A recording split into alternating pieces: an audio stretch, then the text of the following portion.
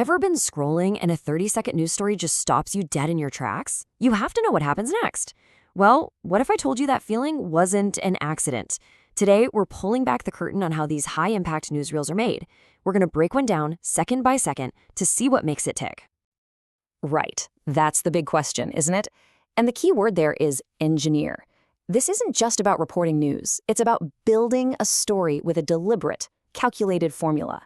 It's a formula designed to grab you, inform you, and get you to react, all in less time than it takes to brew a cup of coffee. And we've got the perfect case study. We're looking at the actual production guide for a reel about a death penalty verdict. So we're not just watching the finished product here.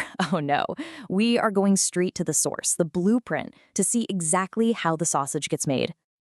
Okay, let's start where all begins. The first 2 seconds.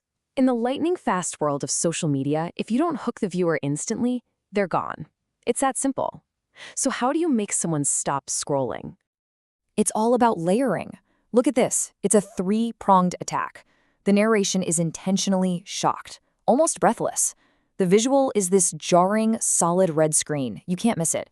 And underneath it all, you've got that classic, urgent, breaking news sound effect. The goal? To create instant alarm.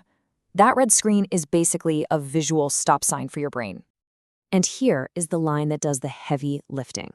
The script literally tells the voice actor to sound like they're gasping for air, to put all the emphasis on death and penalty. It's pure, calculated shock value. It's designed to make you immediately think, wait, what? What did I just hear? Okay, so they've got our attention, they've hooked us, but you can't just rely on shock value. Now, the reel has to pivot, and fast.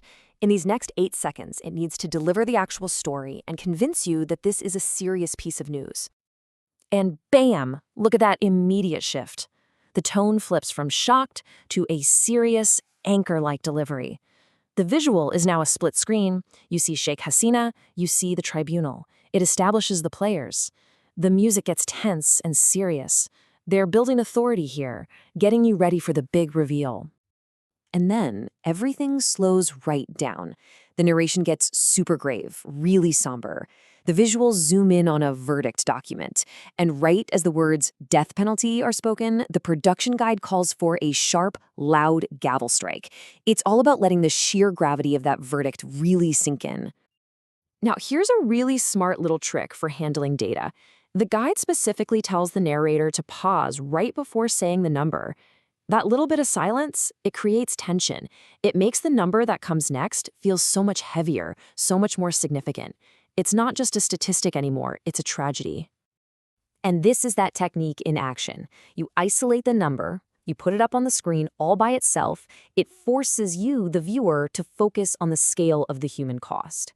It's an incredibly powerful way to make a number feel real, to make it emotionally connect, not just be a fact you hear and forget.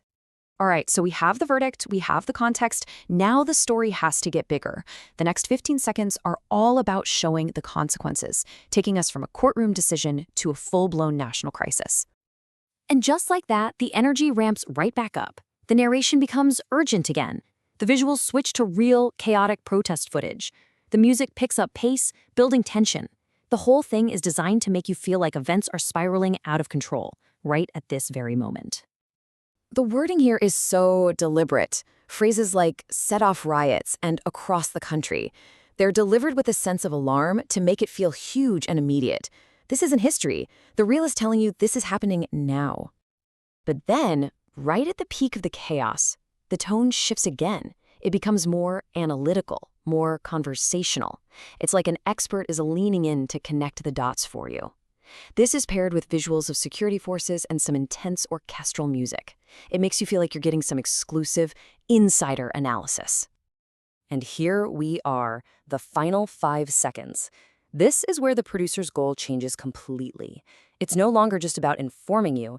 Now it's about turning you from a passive watcher into an active participant. I mean, look at this. Every single element is fine-tuned for engagement. The narrator starts firing off direct questions. The visual is a map with a massive what's next written over it.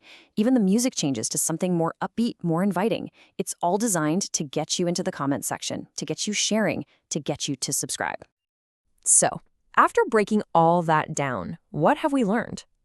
Well, this production guide basically gives us a complete toolkit for making an impact. Let's pull out the biggest lessons here for anyone who wants to tell a powerful story.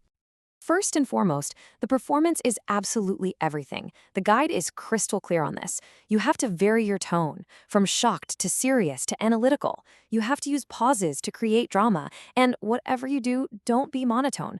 The voice is the engine that drives the entire emotional journey for the viewer. And behind that great performance is a rock-solid workflow. It all starts in pre-production, gathering every single clip, every sound effect, every graphic before you even think about editing.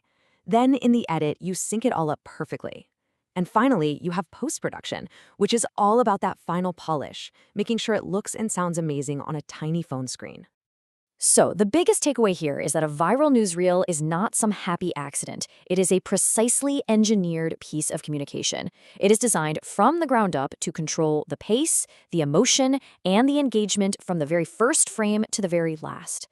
So now that you know the formula, what story would you tell?